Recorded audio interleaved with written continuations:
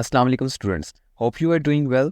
आज की वीडियो में हमने पढ़ना है वैलिड और इनवैलिड स्ट्रिंग को, और दूसरा हमारे पास है लेंथ ऑफ अ स्ट्रिंग, और तीसरा टॉपिक हम पढ़ेंगे रिवर्स ऑफ अ स्ट्रिंग के बारे में। ठीक है, सबसे पहले जो हमारा टॉपिक है वो है वैलिड और इनवैलिड अल्फ़ाबेट्स। अल्फ़ाबेट्स बेसिकली क्या होते हैं? While defining alphabet may contain letter consisting of group of symbols, यानी कि हमारे पास अल्फ़ाबेट क्या है जिसके अंदर हमारे पास कोई ना कोई कैरेक्टर मौजूद होते हैं। अब इंग्लिश में अल्फ़ाबेट हमारे पास क्या होते हैं? जैसे ABC हमने पढ़ी थी, यानी ABCD, ये सारे क्या हैं? कैरेक्टर। उन सबको हम क्या कहते हैं?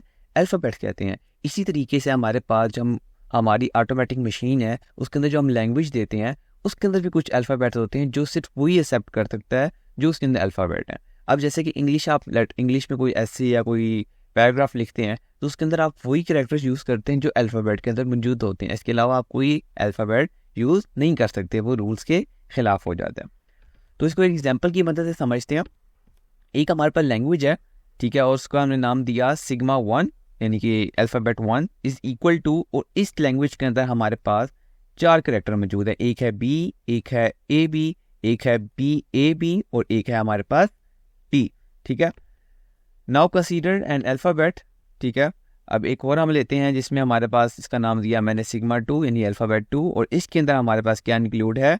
एक कैरेक्टर B है और BA है, BAB और ये, यानी कि एक ऐसी लैंग्वेज जो हमने बनाई इसमें इन कैरेक्टर्स की कॉम्बिनेशन या इन कैरेक्टर के अलावा कोई भी हमारे पास यूज़ होगा स्ट्रिंग, तो वो हमारे पास आउट ऑफ लैंग्वेज हो जाएगा, यानी कि वो हमारे पास स्ट्रिंग जो है वो लैंग्वेज का पार्ट नहीं होगा। तो यहाँ पर हमने लिखा हुआ एग्जाम्पल ली और आगे लिख दी स्ट्रिंग BA और आगे लिखा है हमने B। This string can be tokenise into 2 different way. अब ये जो हमने स्ट्रिंग इसकी बनाई है, इस स्ट्रिंग को हम टोकनाइज कर सकते हैं। टोकनाइज करने का मतलब है कि इसको टुकड़ों में डिवाइड करना है, पार्ट्स में डिवाइड करना है। तो पार्ट्स में कैसे डिवाइड करेंगे हम? तो पहला तो इसका हम जो पार्ट्स में डिवाइड करते हैं वो बनता है कैपिटल BA, जो हमारे पास एग्जिस्ट करता है हमारी अल्फ़ाबेट के अंदर। फिर है BAB, ये भी एग्जिस्ट कर रहा है हमारी अल्फ़ाबेट के अंदर, और आगे लिखा हुआ है सिंपल B, और ये भी एग्जिस्ट कर रहा है। तो ये हमारे पास वैलिड कैरेक्टर्स हैं। ठीक है, अब एक और हमारे पास है BAB और B, इसको इस तरीके से टोकनाइज किया। पहले पार्ट में हमने इन दोनों को 3 पार्ट में इस तरीके से डिवाइड किया था, BAB और B। अब हम डिवाइड कर रहे हैं, पहले सिंपल B ले रहे हैं, फिर ABAB ले रहे हैं और फिर सिंपल B ले रहे हैं। अब इनको चेक करेंगे कि क्या ये जो कैरेक्टर्स हमने देखे हैं, इनको जो टोकनाइज किया है, क्या वो एग्जिस्ट करते हैं हमारे अल्फ़ाबेट के अंदर कि नहीं। तो यहाँ पर देखें, पहले B है सिंपल, तो वो हमारे पास एग्जिस्ट करता है हमारी अल्फ़ाबेट के अंदर। देन है ABAB। अब ABAB हमारे पास इस अल्फ़ाबेट के अंदर कोई भी मौजूद नहीं है। तो इसका क्या मतलब हुआ?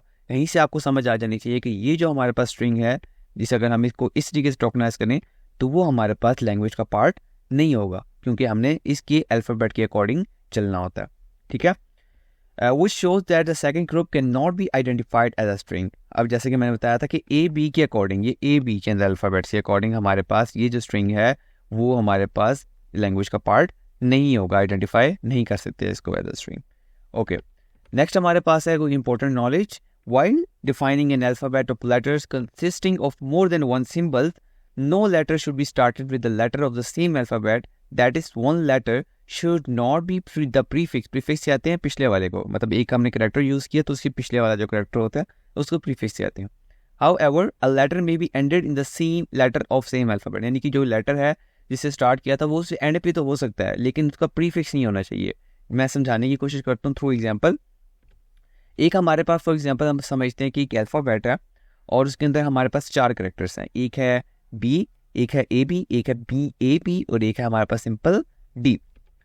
और एक और हमारे पास अल्फ़ाबेट है और इसके अंदर हमारे पास जो कैरेक्टर्स मौजूद हैं वो है B, BA, BAB और D। बाकी सारा सेम है, इसकी सिर्फ हमने रिवर्स कर दिया। अब इसके अंदर हम देखते हैं कि जो सिग्मा 1 है वो वैलिड अल्फ़ाबेट है और while sigma 2 is invalid alphabet. यहाँ से आपने जो मैंने प्रीफिक्स वाली चीज़ बताई थी, अब ज़रा यहाँ पर गौर से आप देखिएगा। अल्फ़ा 1 ये सिग्मा 1 के अंदर हमारे पास लिखा हुआ है BAB। अब जितने भी हमारे पास कैरेक्टर हैं जहाँ से वो एंड हो रहे हैं उसका कोई अगर जो हमारे पास कैरेक्टर है वो उसके प्रीफिक्स नहीं हो रहा, मतलब यानी कहने का ये है कि यहाँ पर फॉर एग्जांपल B है तो उसका जो अगला कैरेक्टर है वो B से स्टार्ट नहीं होना चाहिए। तो यहाँ पर देख सकते हैं ये B पे एंड हो रहा है तो अगला हमारे पास कैपिटल B से स्टार्ट नहीं हो रहा। अब यहाँ पर क्या एंड हो रहा है B से और यहाँ पर B से स्टार्ट नहीं हो रहा, तो यानी इसका मतलब है ये हमारे पास वैलिड अल्फ़ाबेट है और बी जो है अल्फा सिग्मा 2 वो इनवैलिड है। अब इनवैलिड क्यों है, यहाँ पर आप ज़रा देखें कि पहला करेक्टर था हमारे पास कैपिटल बी, वो जो नेक्स्ट करेक्टर है वो स्टार्ट किससे हो रहा है, वो भी कैपिटल बी से हो रहा है। तो इसका क्या मतलब हुआ, इस तरह के अल्फ़ाबेट जिसकी प्रीफिक्स पहले वाले करेक्टर से मैच कर जाए तो उसको हम क्या कहते हैं, इनवैलिड अल्फ़ाबेट। यहाँ तक आपको वैलिड अल्फ़ाबेट और इनवैलिड अल्फ़ाबेट के कंसेप्ट समझ आ गया, वेरी गुड। ओके, अब हमने पढ़ना है लेंथ ऑफ अ स्ट्रिंग। अब लेंथ ऑफ अ स्ट्रिंग क्या होती है, जैसा कि हमने अल्फ़ाबेट के बारे में पढ़ा कि अल्फ़ाबेट में हमारे पास काफ़ी सारे कैरेक्टर्स मौजूद होते हैं जो लैंग्वेज का पार्ट होते हैं, ठीक है। अब उन लैंग्वेज को पार्ट जो होते हैं उनको हम उन कैरेक्टर्स को यूज़ करके हम क्या बनाते हैं, स्ट्रिंग का कंसेप्ट बनाते हैं, स्ट्रिंग बनाते हैं। अब उन स्ट्रिंग के अंदर हमारे पास टोटल कितने कैरेक्टर्स यूज हो रहे हैं, यहाँ पर हम पढ़ते हैं इसको। In automata theory the length of a string is a fundamental concept used to describe and analyse the behaviour of automata, particularly finite automata and push down automata. आगे जाके हम फाइनाइट ऑटोमेटा के बारे में और पुश डाउन ऑटोमेटा के बारे में पढ़ेंगे, तब आप लोगों को अच्छे तरीके से समझ आएगी कि इसमें लेंथ ऑफ अ स्ट्रिंग का क्या कंसेप्ट है। लेकिन अभी हम बेसिक कंसेप्ट का पढ़ लेते हैं। It's a simple but important concept that plays a role in various aspect of automata theory. ये आप ऑटोमेटा की थ्योरी के अंदर ये लेंथ ऑफ अ स्ट्रिंग का जो कंसेप्ट है काफ़ी इंपॉर्टेंट कंसेप्ट है। अगर आपको ये चीज़ समझ नहीं आती तो आगे जाके आपको काफ़ी डिफिकल्टीज पेश करनी हो सकती हैं। Okay, the length of a string is simply the number of symbols in the string, यानी कि हमारे पास कितने सिंबल यूज हो रहे हैं एक स्ट्रिंग के अंदर, उसको हम सिंपली क्या कहते हैं, length of a string. In formal term, if you have a string S, for example मैं कहता हूँ आपके पास एक स्ट्रिंग है और उसका नाम आपने क्या दिया हुआ है, कैपिटल एस दिया हुआ है। Its length is denoted by S, और इसलिए हम यहाँ पर ये लाइन्स यूज़ करते हैं, वर्टिकल बार्स जिसे कहते हैं, ये यूज़ करेंगे तो ये डिनोट करता है क्या, ये हम इसकी क्या लिखने लगे हैं, लेंथ लिखने लगे हैं। Where S represent the number of symbols in the string S, और ये रिप्रेजेंट कर रहा होता है कि इस स्ट्रिंग के अंदर कितने नंबर ऑफ सिंबल्स यूज़ किए गए हैं, या कितने नंबर ऑफ कैरेक्टर्स यूज़ किए गए हैं जो हमारे अल्फ़ाबेट के अंदर मौजूद थे। The length of a string is a non negative integer. अब ये आपने याद रखना है कि वो नेगेटिव नहीं हो सकता, ये नहीं हो सकता कोई हमारे पास ऐसी स्ट्रिंग है जिसमें कोई चीज़ एग्जिस्ट माइनस में एग्जिस्ट करती है, कुछ ना कुछ मौजूद होगा, कुछ नहीं मौजूद तो वो हमारे पास एम्प्टी स्ट्रिंग होती है। हम एम्प्टी स्ट्रिंग का जो कंसेप्ट है वो पिछली वीडियो के अंदर हम पढ़ के आ चुके हैं, मैं अपनी प्लेलिस्ट का लिंक नीचे डिस्क्रिप्शन में दे दूंगा, आप वहाँ से एक्सेस भी कर सकते हैं, ठीक है। नेक्स्ट हमारे पास कोई एग्जांपल के थ्रू समझते हैं कि क्या होती है basically length of a string. For example मैं कंसीडर करते हैं कि एक हमारे पास एस है हमारी स्ट्रिंग का नेम, और उसके अंदर लिखा हुआ है एप्पल। ये जनरल कंसेप्ट है, ये ऑटोमेटा थ्योरी के लिए है, लेकिन जनरल कंसेप्ट अगर आपको समझ आ गया तो आपको थ्योरी ऑफ ऑटोमेटा के अकॉर्डिंग भी आसानी से समझ आ जाएगा। यहाँ पर एस इक्वल टू लिखा हुआ है एप्पल, EPPLE, ठीक है। अब आपने देखना है कि हमारी जो अल्फ़ाबेट है ना, अल्फ़ाबेट उसके अंदर क्या स्मॉल ABC एग्जिस्ट करती है, सारी ABCD up to so on into Z। अब हमने वहाँ से अल्फ़ाबेट को यूज़ करते हुए एक स्ट्रिंग बनाई जिसका नाम रखा हमने एप्पल, वो बना सकते हैं, लीगल स्ट्रिंग है, ठीक है। अब इसके अंदर देखते हैं कि नंबर ऑफ कैरेक्टर्स कितने मौजूद हैं, तो आपने यहाँ पर काउंट करें 1 1 2 3 4 और 5, हमारे APPLE ये 5 कैरेक्टर्स बनते हैं। तो आपने सबसे पहले इसको डिनोट किस तरीके से करना है, हमारी स्ट्रिंग का नेम था सिंपल S, और S के राइट साइड और लेफ्ट हैंड साइड पर वर्टिकल बार्स का यूज़ करेंगे, जो डिनोट करता है कि हम यहाँ पर क्या लिखने लगे हैं, उसकी लेंथ लिखने लगे हैं स्ट्रिंग की। तो यहाँ पर हमारे पास इक्वल टू कितनी स्ट्रिंग थी, कितना लेंथ थी हमारे पास टोटल 5, तो हमने लिख दिया इक्वल टू 5, क्योंकि हमारे पास 5 कैरेक्टर्स स्ट्रिंग के अंदर मौजूद थे, APPLE, ठीक है। एक और एग्जांपल देखते हैं। एक हमारे पास स्ट्रिंग है जिसका हमने नाम रखा हुआ है T, और इसमें काउंटिंग नेचुरल नंबर एग्जिस्ट करते हैं, ठीक है। तो हम उन अल्फ़ाबेट्स को यूज़ करते हैं, उन कैरेक्टर्स को यूज़ करते हुए हमने एक स्ट्रिंग बनाई और स्ट्रिंग का नाम रखा 1 2 3 4 एंड 5, ठीक है। तो अब उसी तरीके से जिस तरीके से हमने ऐसा किया था, उसके T के right hand side and left hand side पर वर्टिकल लाइन्स यूज़ करेंगे जो हमें बताएंगे कि हम इसकी लेंथ लिखने लगे हैं, और इसके अंदर नंबर ऑफ कैरेक्टर्स कितने मौजूद हैं, कितने डिजिट्स मौजूद हैं, वो है 1 2 3 4 5, तो हम लिख देंगे equal to 5 because there are 5 digits in the string. ये आप अभी तक आप लोगों को स्ट्रिंग का कंसेप्ट समझ आ गया कि हमने किस तरीके से अल्फ़ाबेट थे अल्फ़ाबेट में से कैरेक्टर्स को यूज़ करते हुए स्ट्रिंग बनानी है, और स्ट्रिंग में से किस तरीके से हमने ये पहचानना है कि इसमें नंबर ऑफ कैरेक्टर्स या नंबर और लेंथ कितनी है स्ट्रिंग की, और किस तरीके से इसको लिखना है। हमने अभी तक लेंथ ऑफ स्ट्रिंग के कंसेप्ट में ये चीज़ समझ ली, ठीक है। नेक्स्ट कोई इसकी इंपॉर्टेंट एग्जांपल्स हैं वो समझ लेते हैं, क्योंकि वो हमने जो कंसेप्ट समझा था वो जनरल कंसेप्ट था, वो थ्योरी ऑफ ऑटोमेटा के अकॉर्डिंग नहीं था। अब लेकिन अब हमें ये इंपॉर्टेंट चीज़ समझनी है कि थ्योरी ऑफ ऑटोमेटा, ये वो जो लैंग्वेज हमने मशीन बनाई थी उसके अकॉर्डिंग हमने किस तरीके से लेंथ ऑफ अ स्ट्रिंग को फाइंड करना है। एक एग्जांपल है कि एक sigma is equal to A B, ये सिंपल एग्जांपल है। इसमें अगर हमारे पास अल्फ़ाबेट के अंदर क्या चीज़ें मौजूद हैं, एक है ए कैरेक्टर और एक है बी कैरेक्टर। उनको यूज़ करते हुए हमने एक बनाई स्ट्रिंग और उसका एस से डिनोट किया, और स्ट्रिंग हमने क्या बनाई, ए बी और ए।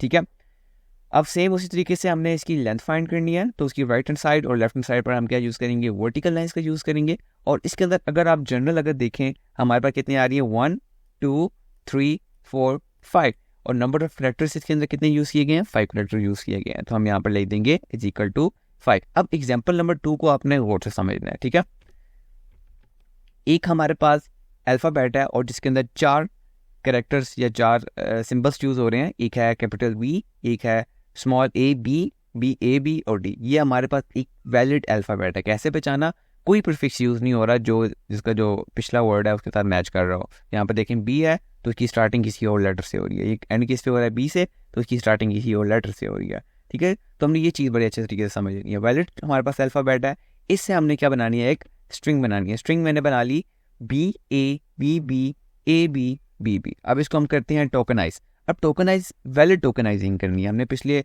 स्लाइड के अंदर पढ़ा था कि टोकनाइजिंग 2 तरह की टोकनाइजिंग थी, एक वैलिड टोकनाइजिंग थी और एक इनवैलिड टोकनाइजिंग थी। तो वो किस तरीके से हमने पहचानना है, हम देखेंगे इसको टोकनाइज किया हमने बी ए बी और डी में। ठीक है, तो आपने देखना ये वाला जो बी है वो क्या इस अल्फ़ाबेट के अंदर मौजूद है, जी मौजूद है। देन हमने देखना है ए बी को, ए बी भी हमारे पास इस अल्फ़ाबेट के अंदर एग्जिस्ट करता है। देन बी ए बी को अगर हम देखें तो वो भी हमारे पास हमारी अल्फ़ाबेट के अंदर एग्जिस्ट कर रहा है।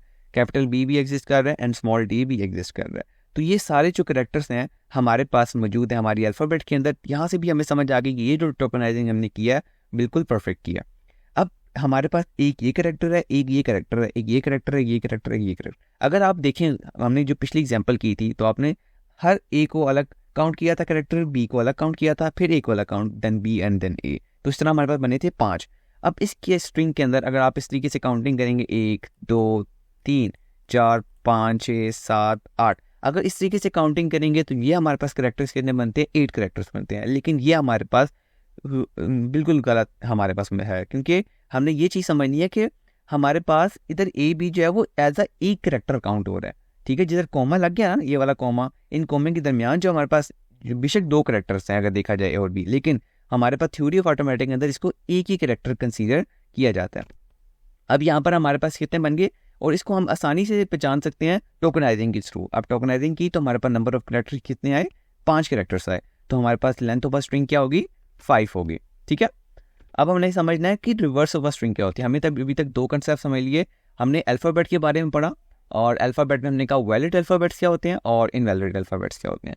फिर हमने पढ़ा कि लेंथ ऑफ अ स्ट्रिंग क्या होती है, किस तरीके से अल्फ़ाबेट्स को यूज़ करते हुए स्ट्रिंग बनाए, और स्ट्रिंग में से कैसे पहचाने कि हमारे पास इतने नंबर ऑफ कैरेक्टर्स कितने हैं, या number of string length of a string क्या है। तो हमने कोई अगर हमारे पास इस तरह की अल्फ़ाबेट आ जाएगा तो हमने उस अल्फ़ाबेट के समझा कि इसमें टोकनाइजिंग के थ्रू किस तरीके से हमने पहचानना है कि इसमें नंबर ऑफ कैरेक्टर्स कितने मौजूद हैं या लेंथ ऑफ अ स्ट्रिंग कितनी है इसकी। ठीक है, अब कंसेप्ट हमने समझना है reverse of a string. Reverse of a string अपने नाम से ही बता रहा है कि जो भी आपने स्ट्रिंग एक्सट्रैक्ट की है थ्रू अल्फ़ाबेट, उस स्ट्रिंग को आप क्या कर दो, उल्टा कर दो, रिवर्स कर दो। तो रिवर्स का कंसेप्ट समझते हैं। The reverse of a string as denoted by reverse of S. अगर हमारी एक स्ट्रिंग है और उसका स्ट्रिंग का नाम है हमारी एस, तो उसको रिवर्स ऑफ अ स्ट्रिंग को डिनोट किस तरीके से करेंगे, REV का हम कीवर्ड यूज़ करेंगे, ब्रैकेट के दरमियान में लिख देंगे जो भी हमारी स्ट्रिंग का नेम है। इस केस में हमारी स्ट्रिंग का नेम क्या था, स्मॉल एस, तो उस स्मॉल एस को मैंने इस ब्रैकेट्स के अंदर यूज़ कर लिया। या तो फिर हम दूसरा काम क्या कर सकते हैं कि हमारी सबसे पहले करेक्ट हमारी जो स्ट्रिंग का नेम है वो यूज़ करो, और साथ ही R यूज़ कर लो। ये S डिनोट कर रहा है कि स्ट्रिंग को, जो हमारी स्ट्रिंग है, और ये R डिनोट कर रहा है कि रिवर्स को, रिवर्स हो जाएगा इस स्ट्रिंग का। Is obtain by writing the letters of S in reverse order. जो भी हमारी स्ट्रिंग है S, उसको क्या कर दो, रिवर्स कर दो। एग्जाम्पल के थ्रू समझते हैं हम। एक हमारे पास S है और उस स्ट्रिंग है वो है ABC, और उसके अंदर कौन से अल्फ़ाबेट्स यूज़ किए हमने, ABC ही मौजूद है। ठीक है, उसकी हमने एक स्ट्रिंग बना ली ABC, तो उसका रिवर्स क्या हो जाएगा, रिवर्स ऑफ S लिखेंगे, और या SR, जिस तरीके से मैंने आपको इसकी डेफिनेशन में भी बताया। तो अब इस स्ट्रिंग को अगर मैं रिवर्स करूं, पहले ABC था तो पहले अब C हो जाएगा, देन B और देन A। तो ये स्ट्रिंग हमारे पास रिवर्स हो गया, आ गई CBA। ठीक है, एक और एग्जांपल समझते हैं हम। एक हमारे पास अल्फ़ाबेट है और इसके अंदर जो हमारे पास सिंबल्स हैं या कैरेक्टर्स हैं वो हैं B A B and D. ठीक है, ये 4 कैरेक्टर्स मौजूद हैं। इन 4 कैरेक्टर्स को यूज़ करके हमने एक स्ट्रिंग बनाई और उस स्ट्रिंग का नाम रखा हमने B A capital B A B capital B and D. ठीक है, अब रिवर्स ऑफ स्ट्रिंग क्या होना है कि हमने जिस तरीके से मूवमेंट रिवर्सिंग को समझना है, हमने सिंपल स्ट्रिंग में इस तरीके से रिवर्सिंग करते हैं, रिवर्स ऑफ स्ट्रिंग में हमने रिवर्सिंग किस तरीके से करनी है, इस तरीके से। ठीक है, यानी कि अब पहला कैरेक्टर हमारे पास डी हो जाएगा, दूसरा कैरेक्टर बी, तीसरा कैरेक्टर बी, फिर ए, फिर बी, फिर कैपिटल बी, ए, फिर कैपिटल बी। ठीक है, तो आपको यहाँ पर समझ आ गया कि हमने ट्रेवर्स किस तरीके से करना है। सिंपली आपने जो भी स्ट्रिंग है उसको उल्टा करके लिख देना है, तो वो हमारे पास क्या हो जाएगा, कंसेप्ट रिवर्स ऑफ स्ट्रिंग। ठीक है, तो यहाँ पर आप देख सकते हैं। एक और एग्जांपल देखते हैं जिसमें हमारे पास एक स्ट्रिंग है जिसमें लिखा हुआ है B A B D A triple B. Same वही कंसेप्ट जिस तरीके से हमने ऊपर वाली स्ट्रिंग को किया था, सिर्फ ट्रेवर्सिंग आपने उल्टी कर देनी है। पहले बी कैपिटल 3 दफा कैपिटल बी डालेंगे एंड फिर ए, फिर डी, फिर बी, फिर ए एंड फिर बी। हमारे पास reverse of string simple concept समझ आ गया। ठीक है, यहाँ तक हमने 3 इंपॉर्टेंट कंसेप्ट को अच्छे तरीके से समझा है। अल्फ़ाबेट्स क्या होते हैं, वैलिड एंड इनवैलिड अल्फ़ाबेट्स क्या होते हैं, अल्फ़ाबेट को किस तरीके से हमने अल्फ़ाबेट्स के अंदर कौन कौन से कैरेक्टर हम किस तरीके से यूज़ कर सकते हैं। इसके बाद हमने लेंथ ऑफ स्ट्रिंग का कंसेप्ट देखा कि हमने अल्फ़ाबेट के से किस तरीके से स्ट्रिंग को एक्सट्रैक्ट करना है, फिर उसकी लेंथ किस तरीके से फाइंड करनी है। ठीक है, टोकनाइजिंग क्या होता है, फिर हमने लास्ट कंसेप्ट समझा रिवर्स ऑफ स्ट्रिंग के बारे में कि जो भी स्ट्रिंग है उसको रिवर्स किस तरीके से करना है। आने वाली वीडियोस में हम theory of automata and formal language के अंदर और डीप कंसेप्ट के अंदर जाएंगे। अगर कोई चीज़ समझ नहीं आती तो नीचे कमेंट के अंदर पूछ सकते हैं, नीचे मैं प्लेलिस्ट का लिंक भी दे दूंगा। अगर कोई कंसेप्ट नहीं है तो वीडियो देख के आप उस कंसेप्ट को क्लियर कर सकते हैं। तब तक के लिए अल्लाह हाफिज़, अपना ख्याल रखिएगा, बाय बाय।